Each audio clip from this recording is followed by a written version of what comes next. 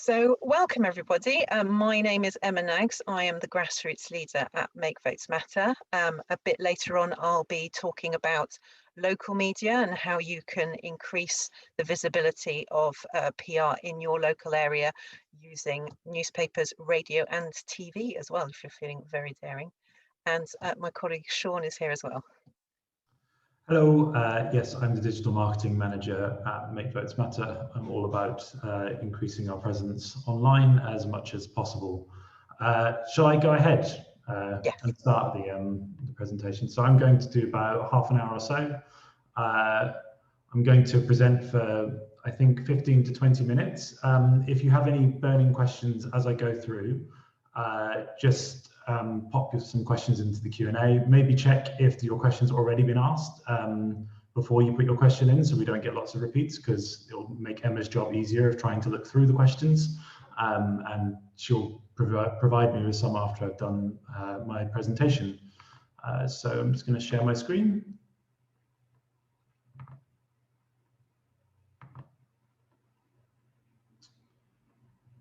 Got it. Can I get a nod from Emma that that's good? Great.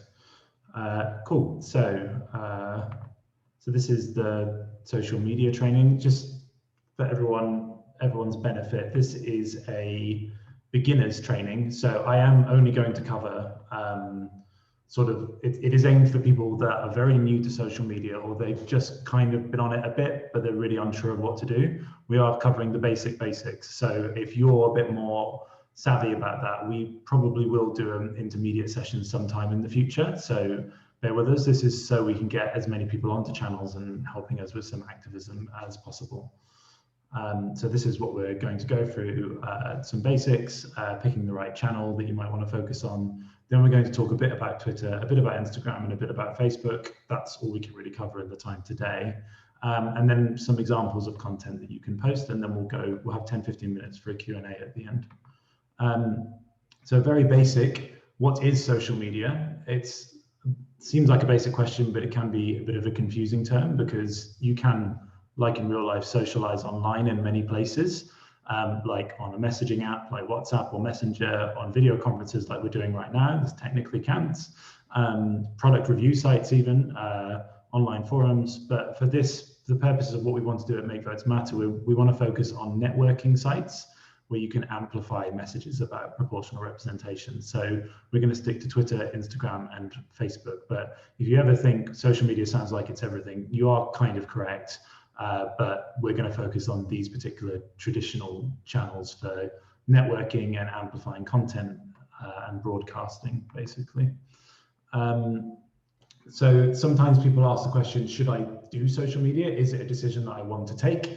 I mean, we would encourage individuals to do it, because it can be fun, it can be rewarding. You can make new connections and meet new people from it. However, we should say that absolutely nobody's obligated to be on social media. It's not something you have to do if it's a stressful thing, but we find that most people do enjoy the experience once they get on there. If you're a member of a local group, or you run a local group, you can organize primarily that group through messaging tools like Slack or email or WhatsApp, but a Facebook group might be the first thing that you want to look into if you're looking to do social media from the group. You can also set up a Twitter and/or an Instagram account or a Facebook page to broadcast what your group is doing, but as an organizing tool, you might want to look at Facebook groups first, and I'll talk a bit more about that later. Before I go into picking channels, etc., I think it's important to talk about staying safe online. So the first two are kind of similar. If you're new to social media platforms and to socializing online, you should never give out private information, and that's obvious things like your national insurance number or your bank account details, but it's less obvious things as well, like your birthday, your middle name, anything that people may choose to identify you, particularly if you don't know those people. There's no reason someone would want that information, so if someone's asking you for it, they're probably scamming you or hoaxing you in some way, so just be aware of that. The majority of people online are really friendly, but you have to watch out for the ones that are not. Choose strong passwords for your apps. Use a password manager if you can. I use a password manager all the time. It's probably the best way, or at least use strong passwords if you can't do that. if you are new to Facebook or Twitter or Instagram, or you haven't actually ever done this, I do recommend you go to privacy settings, because in those you can choose whether some of your posts are public or private. You can also choose what advertisers learn about you from your activity online. It's a good thing to do to make sure that you have chosen your own privacy settings. And these days, there's quite a lot of options around that. And then finally, take care of your mental health. Engaging on social media is always a choice. Some people get really down in the dumps and engage too much with trolls, and they're just out there to make your day a bad one. You can try and ignore them if you can. If you're finding it too hard, you can just take a break from social media and maybe talk to some people offline about your experience online, and it may make you get some perspective about that. Two organizations I recommend strongly personally are Privacy International, if you want to learn more about your privacy online, which is a UK charity, and another UK charity for mental health is mind.org.uk, which is really good they do some really good stuff around social media and mental health. Okay, so with that out of the way, let's just talk a little bit about each channel that we're going to go through. Twitter is what I would call an open networking platform, where the idea is to actually meet new people and to get new ideas from new people. And that's why I've called it on the left-hand column there in the strengths. It's the purest form of social networking. The idea is you go on there, you meet people with new or different ideas, and you talk to them and you learn things from them. It's famous for being the best way to get live news. Often people are tweeting videos or things that are happening live before the newspapers can even cover it. And it's a good place to discuss things in detail. As you see at the top there, it says socializing networking openly through short messages. Those are probably what you've heard before. They're called tweets. They're 280 character limits. And then you send these short messages and reply through short messages. So this ecosystem is really built around sending messages and words to each other. Weaknesses, maybe reasons not to choose this channel, is it can feel like a bit of a bubble sometimes. There actually is a lot of pro PR people on there. So it's great for mobilizing pro PR people, but maybe there's not that many people to persuade on there. A lot of people already agree. It's not the biggest community compared to other social media channels. And also it's a bit of a high time investment if you really want to grow a channel and do a lot with it. However, if you're looking just to do a little bit, you still can do small pieces, and I'll talk about that later. If maybe that doesn't sound like it's for you, you could try Instagram, particularly if you're a more visual person.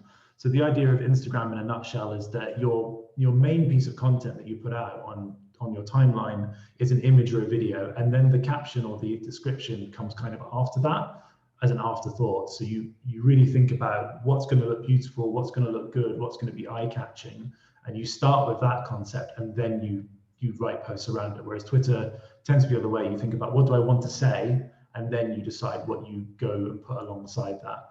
Other than that, they're kind of very similar channels. They've just gone in very different directions because of that kind of difference of focus. There's also what I call an open networking platform, where you're encouraged to go and meet new people or discover new things. It's not very good if you're not such a visual person, or you don't have the tools to produce good graphics, etc. Although we do have some graphics that you could post on the Instagram channel that we'll go through later. The other thing about Instagram is it can only be done on your phone. So if you don't have a smartphone, that's kind of already a bit of a barrier, because everything is really done through the phone on Instagram. Facebook is the biggest platform, and really I would describe Facebook as basically being in a living room as opposed to being at a social event. You have an address book of people, your friends and family, and you interact with them, and mostly them. You can find new people through Facebook groups and sometimes through Facebook pages, and find new communities. But a lot of the focus is around you and your friends and your family and what you do on there. So Facebook, as you'll see later, I'm going to recommend that really people use Facebook to influence people they already know, particularly if you're an individual activist, as opposed to a local group. Whereas Twitter and Instagram, I'm going to encourage people to go find new people and influence new people. I'm going to do a very brief tour of Instagram and Twitter now, because I'm conscious that it's a channel that most of you may be more new to. And if you're not new to it, some of this might be insightful anyway. So first of all, there's a few things here. This is a standard anatomy of a tweet, and there's a lot of things going on here. At the top, you've got a handle, which is also known as a username. And that, in this case, is just @MakeVotesMatter. And you put @ in front of everything when you want to tag a person or mention them in content. You've got at the very bottom there's different ways of interacting with someone's tweet. You can reply with the speech bubble, or you can retweet with the two symmetrical arrows, or you can like the tweet. As you do those things, it turns a nice color. It's very pleasing to do.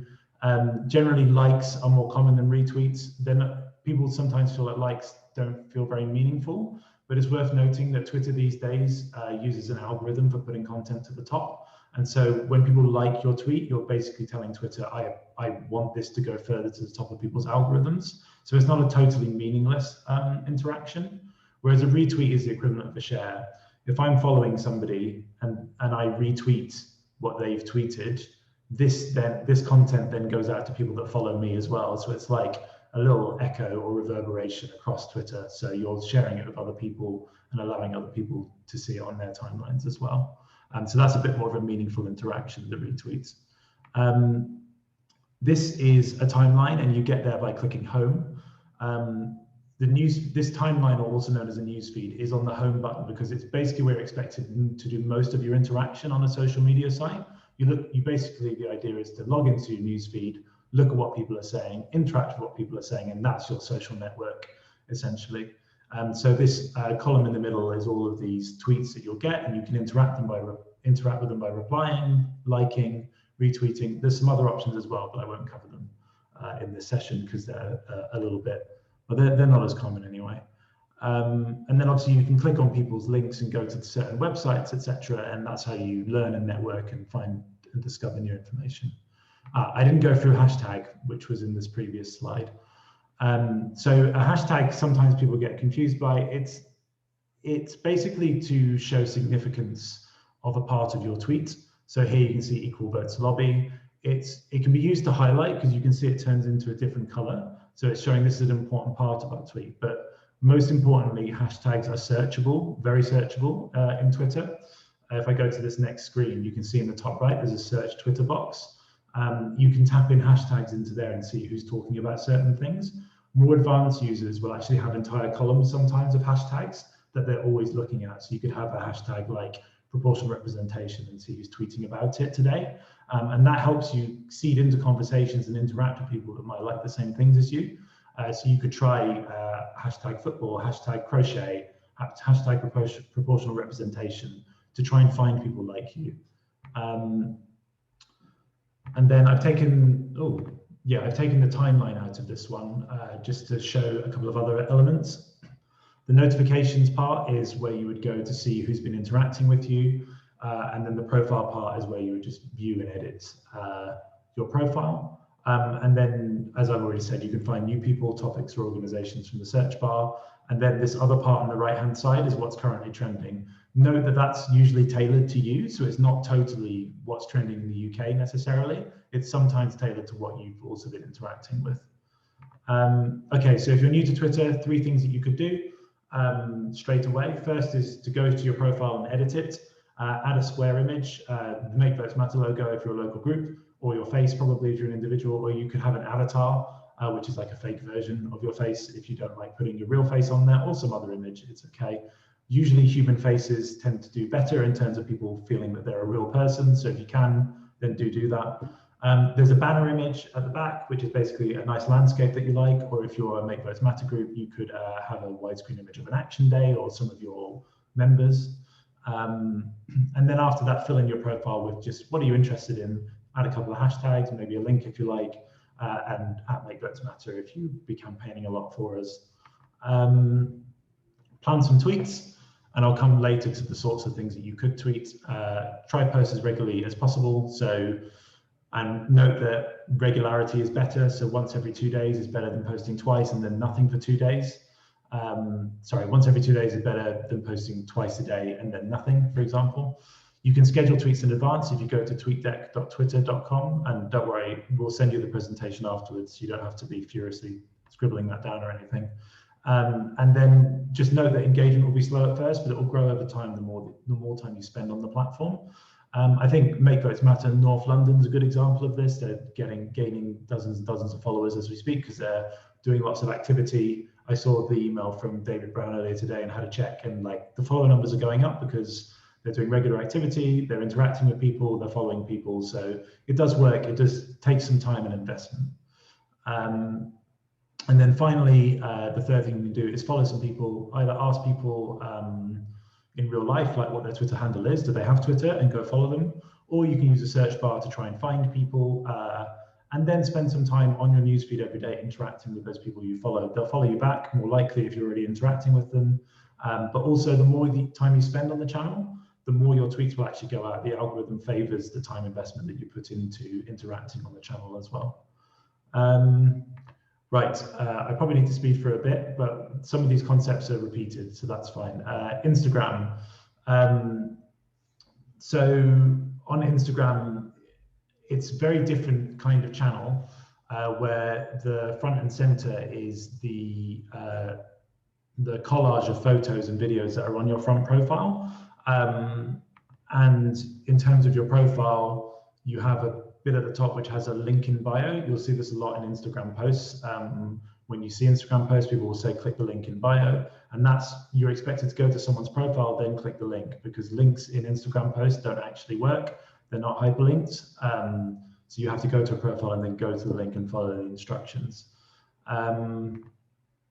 So this is just an example of a collage. This is the Make Votes Matter one. It could be better, it could be worse. I can see Emma's face there because she's got her own face on the on the collage there. This could be better, it could be worse. You can see there's like at least a consistent color scheme here. We're always working to make it better. I'm sure some people will do a better job than we have of this even, and we'd love to see that happen.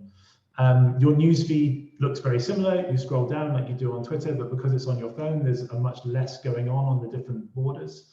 If you log into Twitter on your phone, you'll see a similar thing. The newsfeed takes up a lot of the space. So you've got likes and replies as usual. The shares don't work like retweets work. If you share something, you have to share it to a story or in a direct message with some people. There's no such thing as a retweet or a share in the same way on Instagram. Often, I think this is usually because a lot of images and videos can be copyrighted, etc. And so it's just not the way that Instagram works. And there's also another option for saving and bookmarking, which is quite common on Instagram. And then at the top, the most important part is you can see these stories around the top. You've got Caroline Lucas, you've got Clive Lewis there as well. They've got stories, and I will show you what I mean by that on the next slide. These stories are vertical designs that you can overlay different content onto. And I recommend if you go onto Instagram, you just have a play around with this. You don't have to post the story, just play around with all the different elements of it. Because you can see here, there's all these different elements on these two stories from Make Votes Matter are things that have been overlaid onto the content. So 3 things to do on Instagram. It's very much the same. Edit your profile. So add a square image. You don't need a banner. Fill in your profile description. And if you're a local group, you probably want to consider making your account a business account and linking to the MVM website with that, or have an email address that people can get in touch with you on. So you want to post some images and video, like the TweetDeck version. You can use later.com to schedule posts. The free version means you can schedule posts, but there are some limitations. Note that is a third-party app, so it's a different company that uses that, whereas TweetDeck is Twitter. So with Instagram, I would go quality over quantity. You want to put some posts out straight away onto your collage on your home screen, but you kind of want to spend some time making sure the design is good. Because you get rewarded for sort of beautiful design a lot more, whereas on Twitter you get rewarded a bit more for rapid fire tweeting, as it were. If you into rapid fire, stories are the place to go, because that's a little bit more rough and ready, and you can add as many stories in a 24-hour period as you like, and they disappear after 24 hours. So they don't stay on your feed, and that's why they're a little bit more rough and ready. You can maybe say things that are a little bit more experimental or controversial in them. You can do interesting things like ask your followers questions and stuff. It's a little bit more dynamic than the feed, but the feed kind of gives a sense of what your profile is about. And then finally, as with Twitter, follow some people and interact with them. So ask people what their handle is, search for particular things, and then spend some time looking at your timeline every day. So Facebook's a bit different. I'm not going to do a little tour of Facebook because I think most people already understand, have been on Facebook before in some capacity, because it's by far the most popular platform. So I'm just going to go straight into the 3 things that if you're an activist, like an individual that wants to spread the word about Make Votes Matter, what you could do. So because it's a bit like being in a living room, what you could do is find some of the stuff that we're posting on Make Votes Matter, the Facebook page, and share it with your friends and family. Obviously, people don't have to do this if you don't want to. If you feel uncomfortable, that's fine. But it's worth noting that Facebook, it's easier to make the emotional appeal than it is on, for example, Twitter and Instagram, because you're really around your closer people on Facebook than you are around on Instagram, where there's a lot more strangers, or Twitter, where there's a lot more strangers. So try and share content and try and appeal to people and say, hey, join this campaign, sign this petition, do this thing, there's this action day coming up. It's useful if you could do that interspersed with other content you put on Facebook. Otherwise, you'll become that person who only posts about politics, and you might actually end up switching people off sometimes. Although you know your friends and family, so maybe they're really into it. You could try and send private messages in the same way on Facebook Messenger or through WhatsApp from some of our content. Looking at our Facebook page is a great place to start because we're always posting new and varied things. So you may want to take a particular angle. If you know someone who's very into the environment, we sometimes post about that, and you can send them that message in particular. If you know someone that really wants to get up and do things, then you can send them stuff about our action days, etc., etc. So, just look at what we're doing on Facebook and be like an everyday activist for us, essentially. You can also join other groups and talk to people in other groups, or you could join the MVM Facebook group, which is starting to grow again. This is a place where you can discuss proportional representation, the campaign, new ideas, and things like that. And if you want to really do a lot more on Facebook, you can send me an email or Emma an email and ask to be a moderator, because we're still looking for moderators for the Facebook group as well. If you're a local group, we recommend that you get a Facebook group. You could get a Facebook page, but it's worth noting you're never going to reach that much without spending some money on Facebook.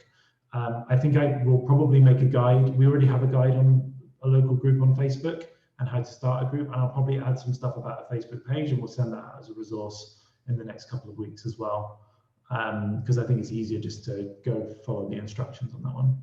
I'm a bit behind on time, so I'm going to just whiz through quickly what you could post, and there's going to be links for all of these things after the session. So everyone loves infographics, so if you're thinking you're on Twitter or Instagram, you're new, what do I post about PR? We've got an entire folder of infographics that you can then put your own text to, your own hashtags and stuff, and say, look, 71% of votes are wasted. And there's a whole variety of these things that you can pick from. They're also very beautifully designed, thanks to one of our new volunteer designers. So we're really happy with these. And if we saw them more on the internet, we'd be really happy with that. So please do spread them around. If you find an article about PR, post it and tag Make Votes Matter on the respective channel. This is me just messing around and doing a couple of drafts. You can look at them once we send the presentation. Sort of, if you find something, then tweet about it, or post about it. There's 5 examples here that you can click through later, which are mini blogs. This is kind of like a mini essay that you can do. They work very well on Facebook. They can work on Instagram if you have a really nice image. On Twitter, you would have to tweet and then reply to your own tweet and keep making a thread. But it still works as a mini essay, and they're called threads. And you're saying this is a thread about proportional representation and why it's really important. And then finally, you can mobilize people in lots of different ways with a call to action. Don't forget call to actions and adding a link. And a lot of these links in here, if you put them into Twitter or Facebook, they'll automatically pop up with an image and a description. So sometimes you don't, if you're on Twitter and Facebook in particular, you don't need to worry about the image in the video necessarily all the time if you've got a link to add at the end. So that was a lot in 22.5 minutes. So I think we've got about 10 minutes for a Q&A, and I apologize if there's been hundreds of questions and I've done ourselves short. I guess I'll stop the screen share for now, and then if I need to share something, I can. Great. Thank you, Sean. Yes, I know a few people found that very whistle stop, but as you said, we will be following up with all the information and details in an email. Sean is also putting together a resources pack, so you will be able to read through it all as your leisure once we send that out. We hope to get that out possibly maybe the beginning of next week, but we'll get that out as soon as we can. Sean, number 1 question, what is a password manager? Okay, a password manager is essentially a place where you if you have like 20 different accounts online and you have 20 different passwords that you're using and you have them written down in a notebook, that's not a very secure way of keeping passwords, because you could lose the notebook, someone could find the notebook, that sort of thing, and then you may be in trouble. If they're all in your head, don't necessarily trust yourself to always remember those. And if it's the same password every time, that's really insecure, because all someone needs to do is get that one password and then they have access to everything. So a password manager, I use, there's one for Apple, there's an Apple password manager. I use one called Dashlane. I quite like it, but if you type password manager into your search engine, there's lots of different options, and you have one master password and then it manages all these other passwords for you. You install it onto your internet browser or onto your phone, and you can actually use it to set really strong passwords that you never have to remember. Usually a question that comes up is, isn't that just as insecure because there's one more master password? There's a long explanation as to why that's not true that I won't give, but password managers are a really good idea if you have lots of passwords. Mine costs £30 a year, so it's a bit of an investment, but it's not too much of an investment for something which is about internet security, which as the years go on becomes more and more important. Great. Can you just repeat the one that you recommended apart from the Apple one? My one is called Dashlane. Dashlane. Okay, yeah, I should have asked them to pay me money now for all the people that might go and use it. Great. Thanks, Sean. Next question. How do you get a hashtag off the ground? Ooh, so hashtags are, it's a good question. Hashtags are very, they're community owned. Anyone can use a hashtag whenever they want. So the best way to get a hashtag off the ground is to start using it, but tell other people to use it as well. I think if you get some buy-in from others that want to use it, and you start coordinating your campaign by being like, well, we're going to put these in all of our tweets or all of our Instagram posts for the next couple of weeks, then it starts to gain momentum because it may start trending, but people will just start seeing it on their newsfeed, and eventually someone will go, I'm curious now. They'll click that hashtag and then they'll see all the stuff that's happening. And that's really how you get it from 0 to like at least a 2 or a 3 out of 10. If you really want to get it to a 10 out of 10, try and get everyone to tweet on the same day. So this helps really for events like our action days, etc. But you can just try and organize a lot of people to go on your scheduler. There used to be an app that could do this, but it's not allowed anymore. But you can go into your schedulers and go, right, at this time on this day, we're all going to put this hashtag out. And that might give it the boost it needs to get it trending. Brilliant. Thanks, Sean. Next, how do you generate new followers on Twitter? Also a great question. Like, and I will warn, it can be slow and steady. It's not always going to be. Oh, I've just seen. Okay, I will slow down. I've just seen that comment. Yes. Remind me of the question. I just got distracted. How do you generate new followers?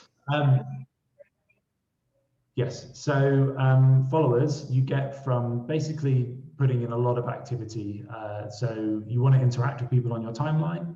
It used to be that if you follow people, they would follow you back quite regularly. That's less true now, but following people is still helpful because they'll probably look at your profile at least and see if they want to follow you. So if you have a strong profile and you're following people that should be interested in you as well. So if someone is very political and you're very political and you have interesting things to say, they'll probably follow you back. The best advice I can probably give is think about the service that you're providing to people. If people are following you, they want something from you, presumably, or they wouldn't be following you. So are they looking for something funny? Are they looking for humor? Are they looking for information they wouldn't otherwise get? Are they looking for the newest articles on PR before anyone else has them? Are they looking for insider tips or information? Are they looking for beautiful content? Think of the service that you're offering. What do you think is really good about your tweets, and like really lean into that, and you'll find that people will start to pick up on it and they'll start to follow you as a result. Great. But it is quite a slow process, isn't it, to build from the bottom? Particularly in 2021, if you start at 0 today and you get to 500 followers by the end of the year, that's an incredibly good job, I would say. I've been hovering at 1,900 followers, annoyingly, for about 2 years.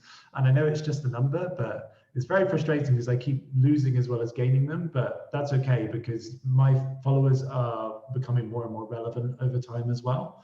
And at the end of the day, like once you get past, say, even 100 or 200, there's people listening to you, and that's the important thing. Great. Thanks, Sean.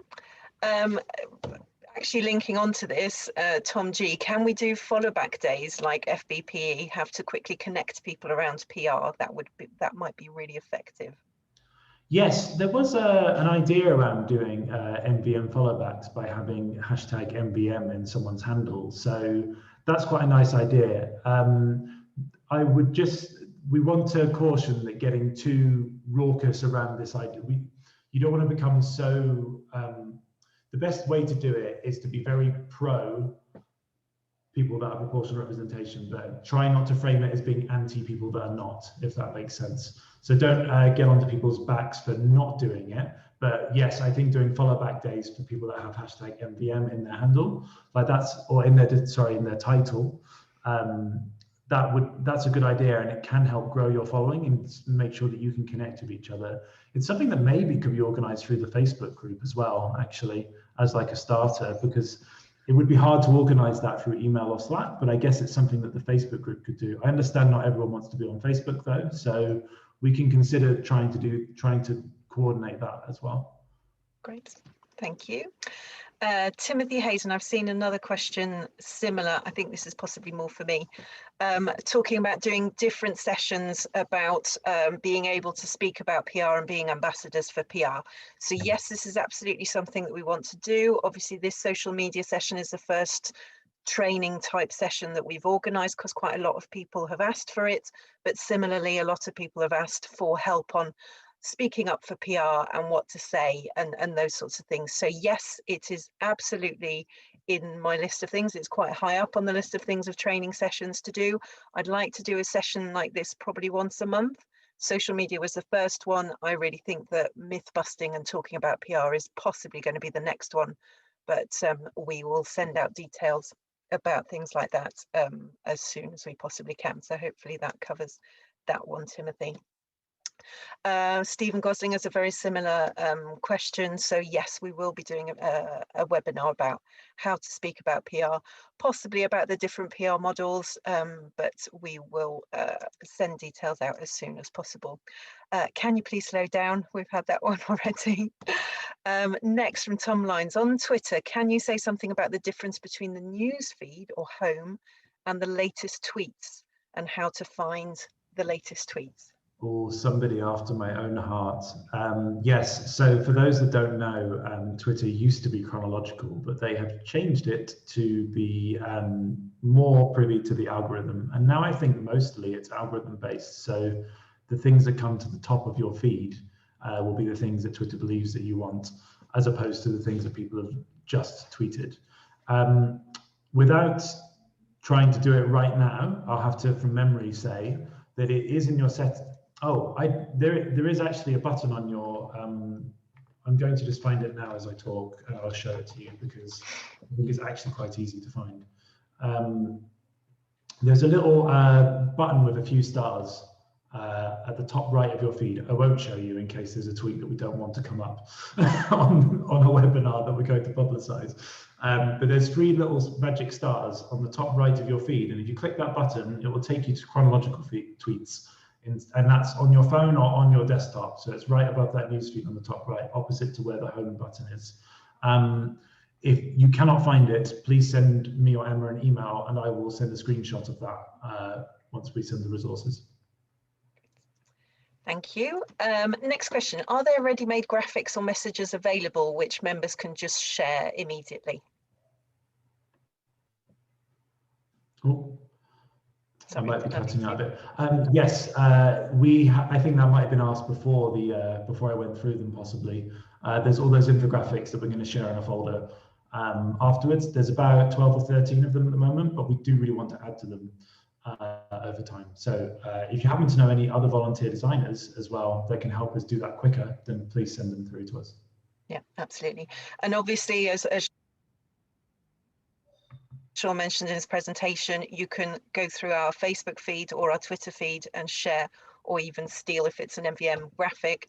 Please feel free to steal what we've created. So we would love to see more of our graphics all over the place. Sean Hagan, how do you access the MVM logo? So that'll be included in the resources that we have I'll talk a bit about the resources page on our website, and we have our logos available on our website that you can download and you can use them through that. Next, Stephen Gosling, when is the best time of day to tweet? Controversial question.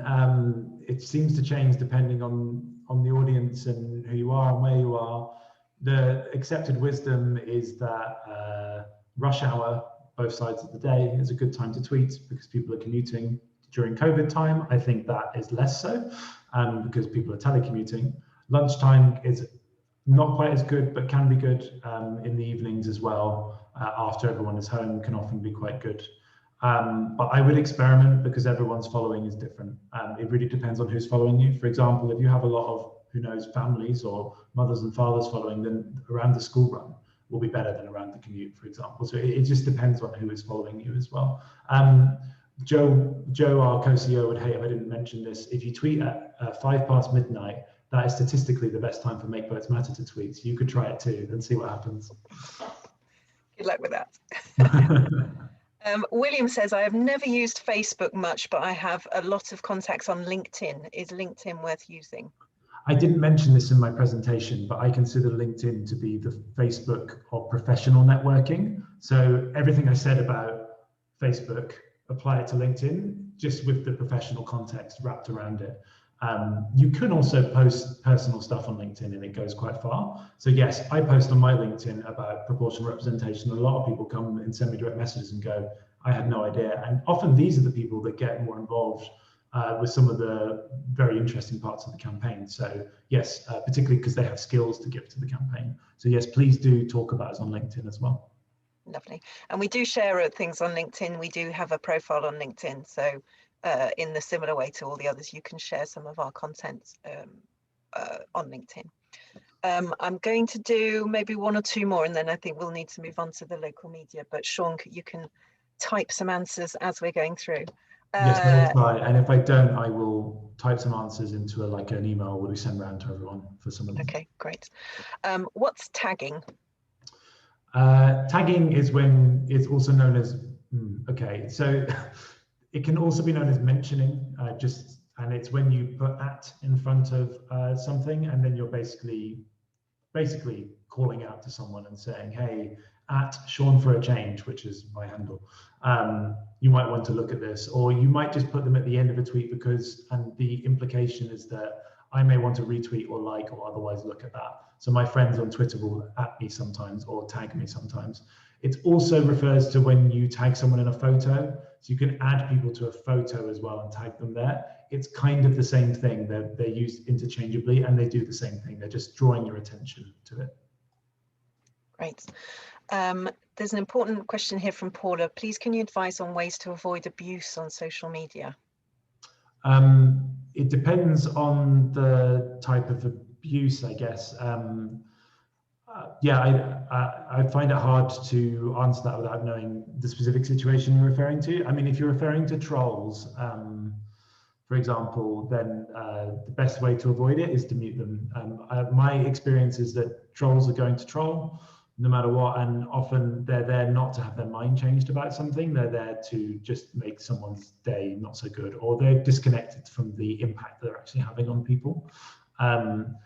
I guess you could be referring to discriminatory abuse in particular, based on your skin color, on your gender, on your ability, and things like that. Or your views. Or your views. That's true. You can.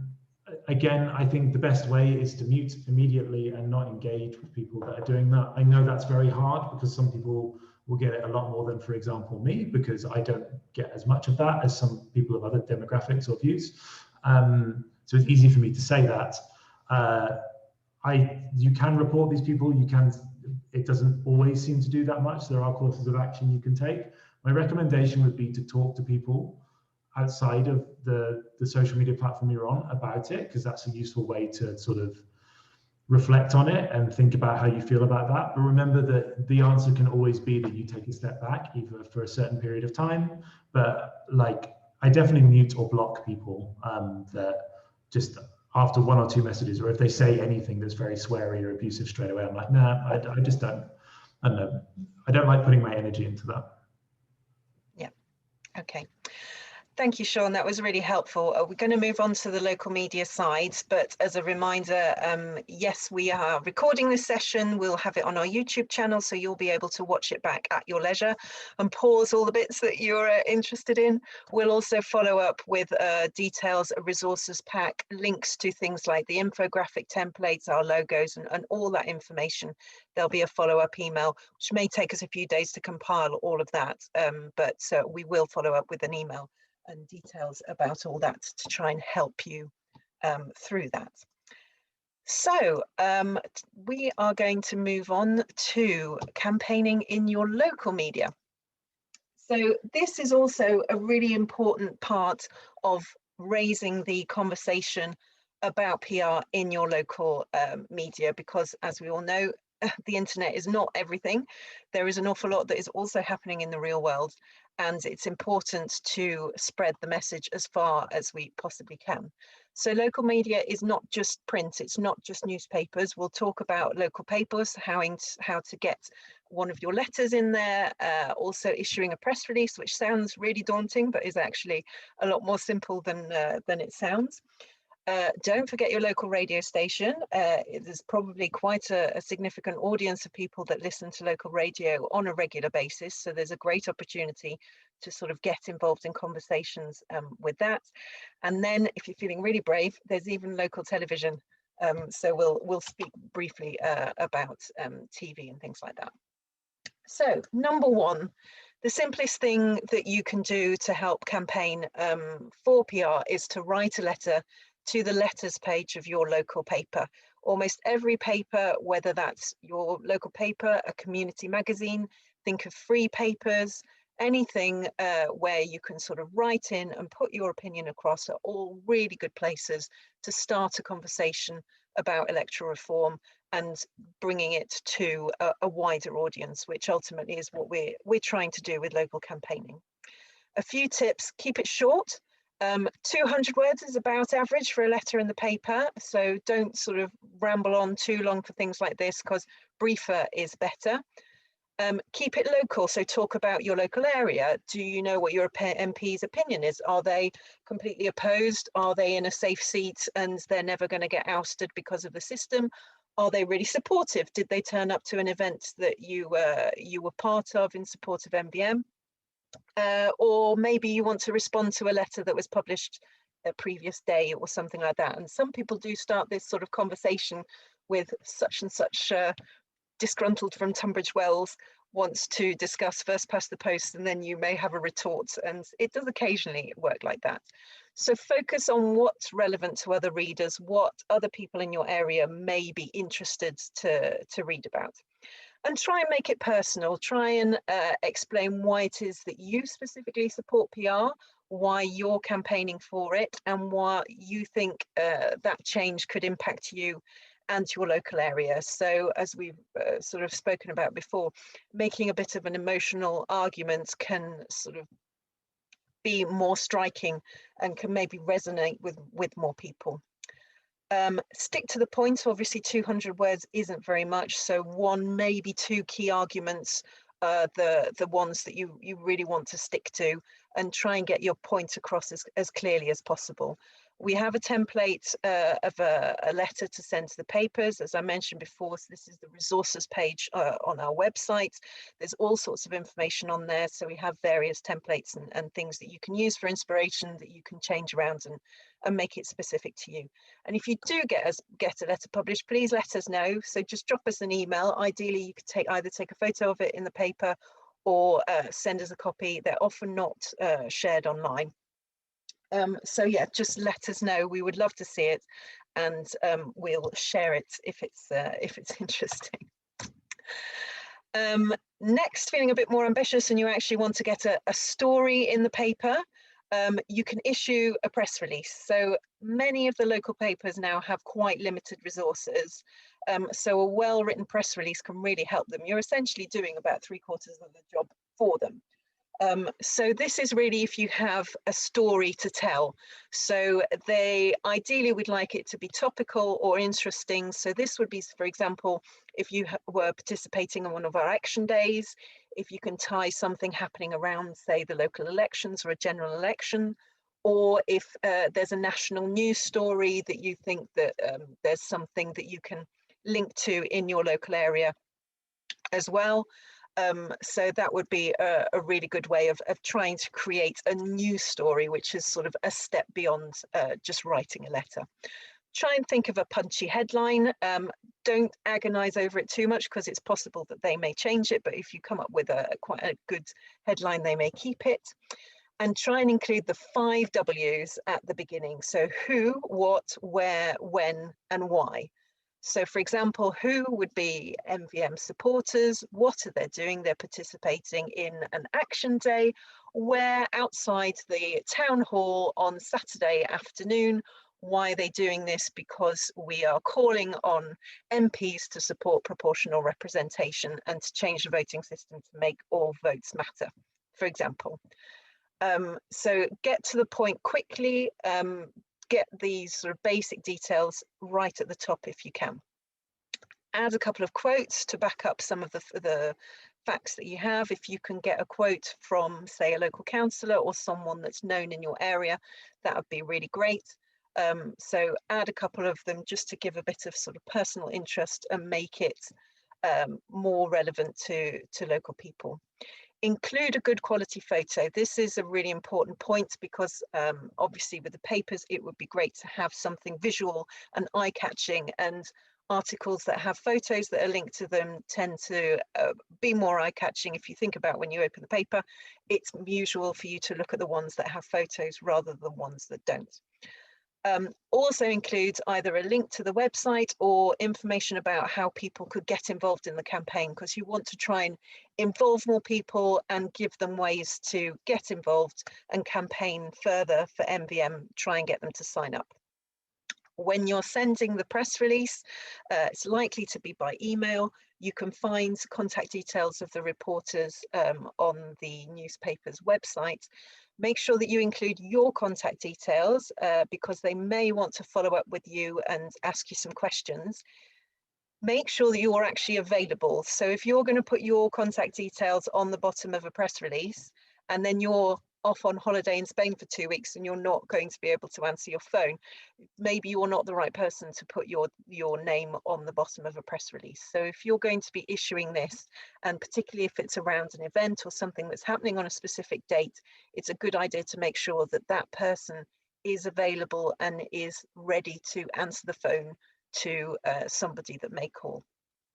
Again, we have a template for inspiration on our resources page of our website, so you can get a few ideas. There's a quote, I think, from me that you could happily copy paste into your story if you would like to do that. So this is really just a quick way to get a story in the paper.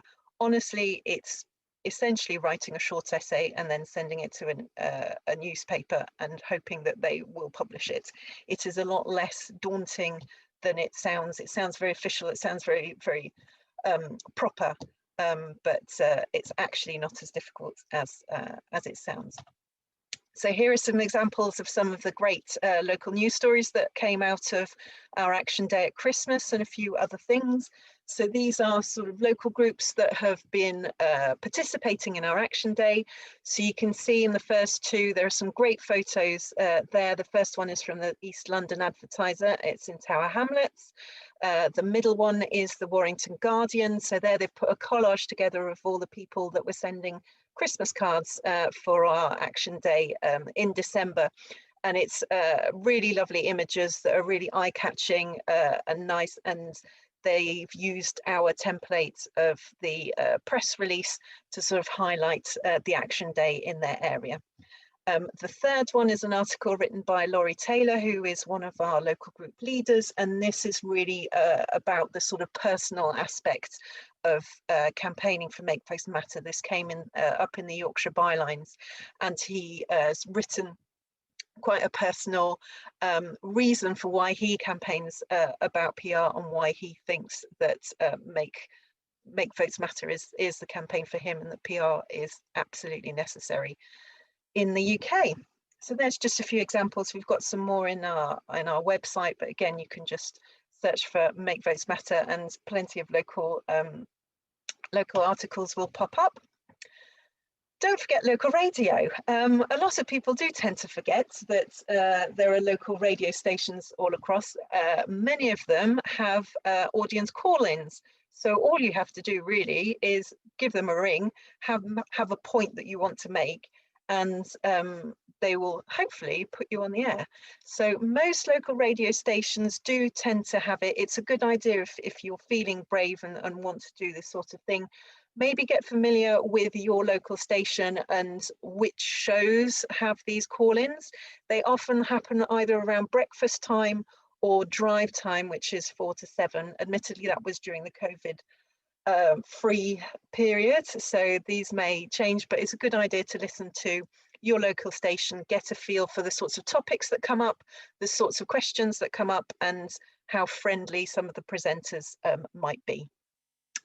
If you call in, you probably won't have very long on the air, so stick to one key point and keep it in your mind as you're talking. So try and keep it simple, remember your message, and use simple language. Try and express it as clearly as you can in a short period of time. Energy and enthusiasm. So if you sound like you believe in what you're saying, or if you don't sound like you believe in what you're saying, why should the listeners? So try and be as energized, and if you smile, they can hear it in your voice. It sounds really corny, but it does help. And someone that's engaging or sounds like they're passionate about their subject will definitely draw attention to themselves a lot better than someone who doesn't sound like they do. Remember, and we'll come back to this, if the presenter then asks you follow-up questions, be your best politician self, and you don't actually have to answer the question that they ask you. You can use it as a way of sort of turning it around and making the point that you want to make. I'll talk about this a little bit more in the TV section of things. Some good options for call-ins, BBC local radio that we've spoken about already. LBC is essentially a London radio, but they are online and are watched and listened to quite a lot. They have a number of call-ins as well, and often it can be with politicians. I think Keir Starmer does a regular call-in once a month. So if you can get in to speak to Keir Starmer and ask him a question about PR, that would be excellent. Talk radio tends to be on the more conservative end of the political spectrum, but it's also worth giving them a call, seeing if there's a conversation happening that's relevant, and you can try and get on there. Radio 4's Any Questions as well, they tend to have themes. So if you do spot that there's a theme that is relevant, then give them a call as well. All of these, the dial-in numbers are usually on their website, so if you just search for these companies, then you should be able to find their dial-in information. Finally, local television news. So to get on TV, you do need quite a compelling story, and you need strong visuals, because really TV is a visual medium. So you need something that is going to be engaging, possibly a bit quirky, definitely something topical, especially for local news channels. It's great if you can link it to something that's happening nationally. First of all, find the right journalist. There is usually a political correspondent or a democracy reporter that will be looking after that particular area when it comes to generating stories. So if you can do a bit of Google searching and try and find the name of that person, and ideally their email address, and get in touch with them, then they are the right person to sort of start with and try and build a relationship with them if you can. Issue a press release to them as you would with a newspaper. So if you've got an action that is happening when we're actually allowed to do stuff outdoors, maybe you're planning a protest, maybe you're going to drop a giant banner off of a building, or you want to stand outside the council house and have a good shout and you think it might look quite good on camera, write a press release, like we say, and then send it to the reporter. and invite them to come along and film it. Again, they're always looking for content. News happens all the time, so it will be great for them. Remember that the average TV news clip of, say, someone responding or someone's sort of making a comment is usually about 12 seconds long, which is really not very much time. This is called a sound bite.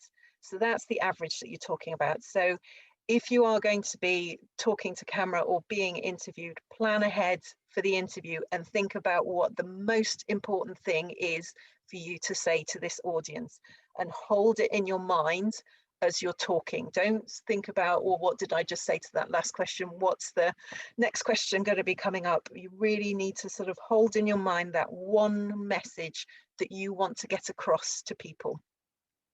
So as I was saying before, you don't have to answer the question. This is something that politicians in particular are trained to do.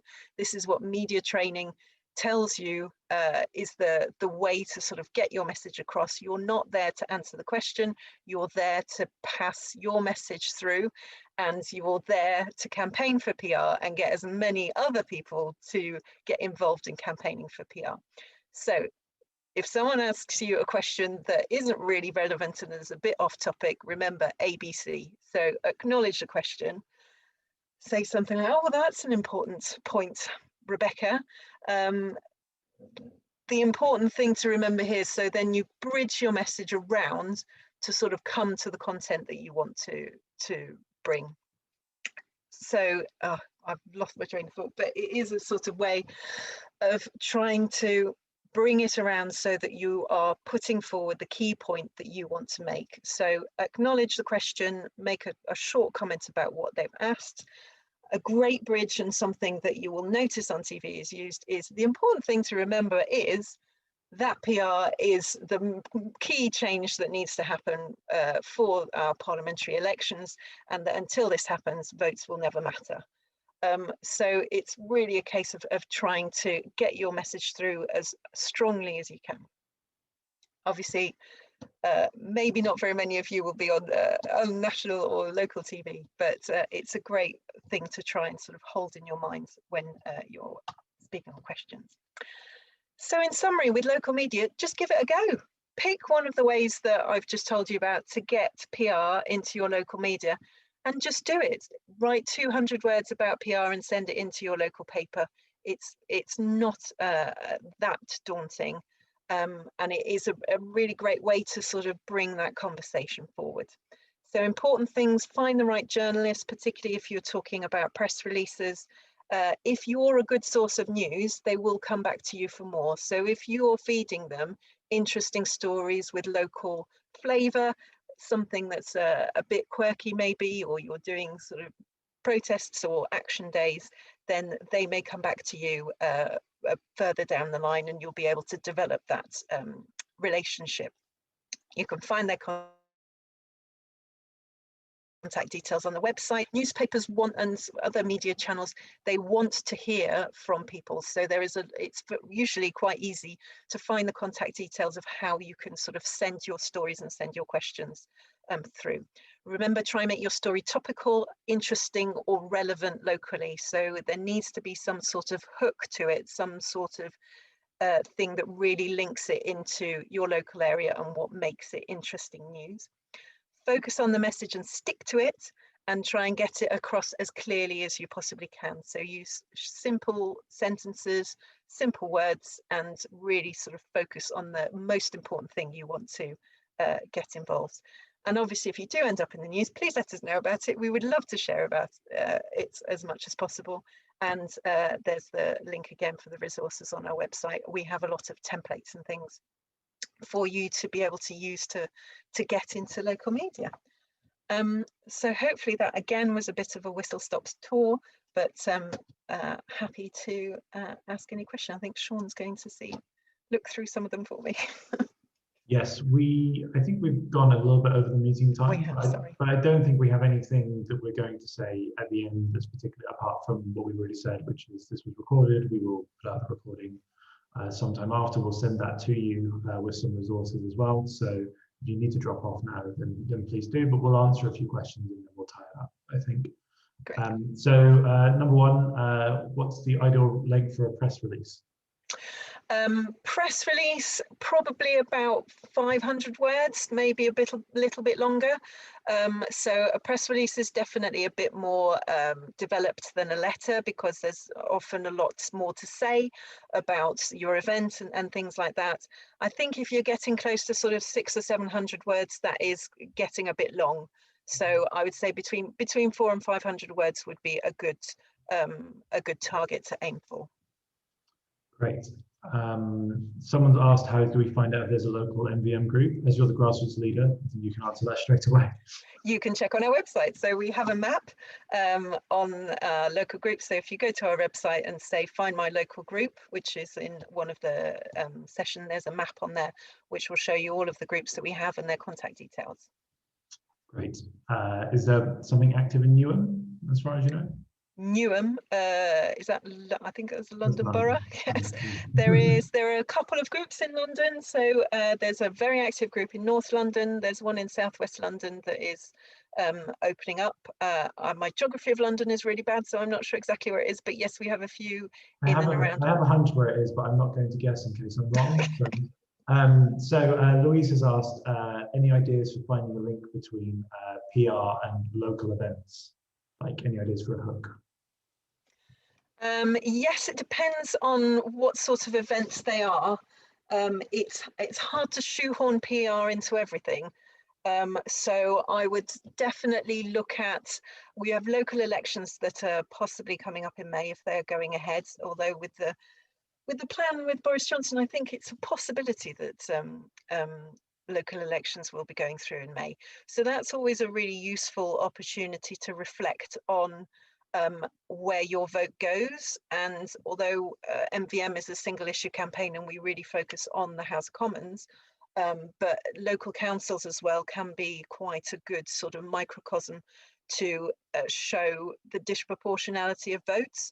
And sometimes in local councils, it can be even more extreme than we see in the House of Commons. So that can be quite a useful thing to do. What other things can you link to PR? Anything to do with fair representation or anything like that. Anything to do with schooling can be quite good, because it is like an educational side of things. So if you frame it as trying to sort of educate on the political systems or things like that, that can be a useful thing to do. But I would definitely, with the local elections coming up in May, it's a really good opportunity to at least raise the conversation and bring it to the fore. Barry suggested find an unpopular issue and point out that the local council is not proportional. The only thing you want to do is try and then pivot that to national, maybe, because otherwise people might get confused. Yeah, absolutely. So yes, I just saw environmental issues. Yes, it's shown that with a PR system, obviously we're looking at collaborative politics with a longer term view. So countries that have PR tend to be taking faster action on climate change. They have better equality, whether that's social equality, whether that's gender equality. So any of those sorts of topics as well, you can always pull them up and show, actually, if we had a proportional representation, whether that's locally, whether that's nationally, this decision would be different. David Brown says Newham would be MVM East London. Thanks, David. There you go. Apologies for my geography knowledge of London. Managed to name drop him in my presentation. That's all the questions from the Q&A, unless someone has just put anything else up, but nothing that's relevant to nothing that's a question that is relevant to the PR stuff. So I think that's it. Yeah, with local media, I honestly say it is quite straightforward. I think it's a lot simpler than campaigning on social media. It's a lot less time investment, because really you're just spending a bit of time either writing a letter or writing a press release. So give it a go. Honestly, it's not as daunting as you think. Most of the blockages that you have are probably just in your mind. And local media are always looking for content and are always looking for things to cover, particularly if they have a local aspect, or there's, say, a decent group of you locally that are campaigning for this, then just give it a go. And the worst that can happen is that you don't get published and nothing goes anywhere, and you've possibly spent half an hour to an hour writing a letter that hasn't gone anywhere. But just give it a go. Your likelihood of getting on TV is quite slim, but yeah, if you do something big and eye-catching when we're actually allowed to do things like that, then we would love to see you on the local news. Okay, I think that's it. Brilliant. Well, thanks very much, everybody. Still 100 of you here, so very well done for sticking to the end.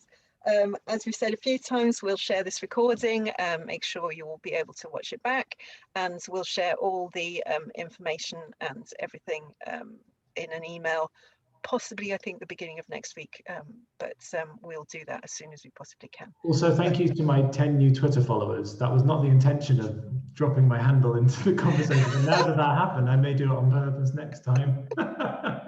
You're trying to get me up to 2,000. Also, obviously, follow Make Votes Matter as well. Yeah, follow Make Votes Matter. That's the most important one. Do you have a Twitter handle, Emma? No, I don't. I'm not in the viper's nest of Twitter. Brilliant. Okay, well, we'll leave you all to your evenings. Thank you very much for joining us. I hope you found it interesting, and keep a lookout for some more events like this and other training that we'll hopefully be doing later in the year. Thanks, everyone. Thanks for coming. Thank you. Bye.